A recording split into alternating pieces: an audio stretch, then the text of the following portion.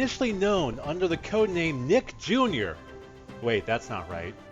Initially known under the codename Mirage Jr. because Mirage, originally known as Menagerie, had to be split in two due to its sheer size.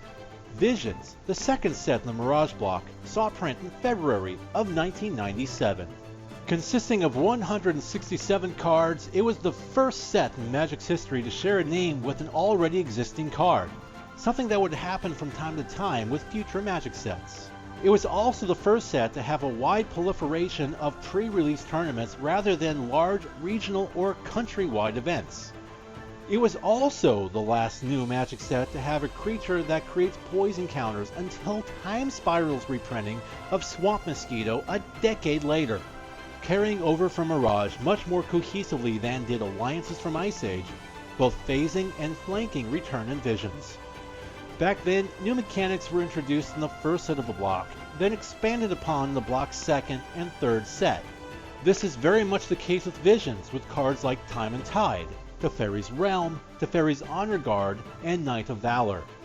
Visions even had its own cycle of charms, riding on the coattails of Mirage's cycle. The set also put an emphasis on creatures with enter the battlefield effects such as Necrotal, considered among the set's best, and introduced Magic the Gathering's first bounce lands. Visions even had an artifact creature tribal theme with the horrendously underpowered and underdesigned chimeras, but we can forgive Wizards for that one.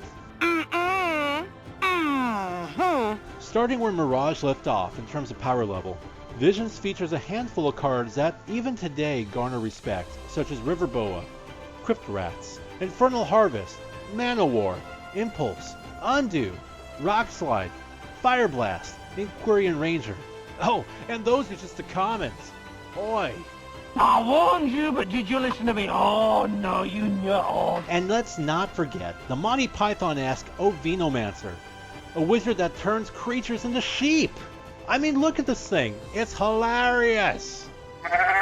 Throw in a handful of better-than-expected uncommons and rares like Vampiric Tutor, Three Wishes, and Natural Order, and you have some pretty solid singles to choose from. Very good then. That's settled. It's the first time that the dirty phrase power creep begins to get mentioned with the game, and it served a good lesson that there is such a thing between cards that are good and cards that are a bit too good.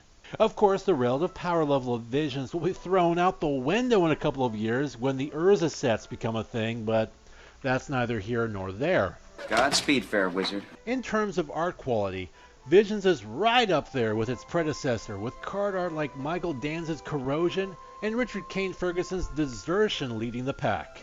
The set also features what's widely considered to be the worst illustrated card in the game, Craig Hooper's Dragon Mask. Interestingly enough, there's an entire story behind how Dragon Mask even came to be. If you'd like to know more about it, let me know in the comments below. I might just make a video for you. I appreciate your Dungeons and Dragons approach to office management, but I left my 12-sided dice at home. So is Visions among your favorite Magic the Gathering sets? If so, leave your comment below. And be sure to subscribe to Magic Untapped on YouTube and support us on Patreon for more great Magic the Gathering content.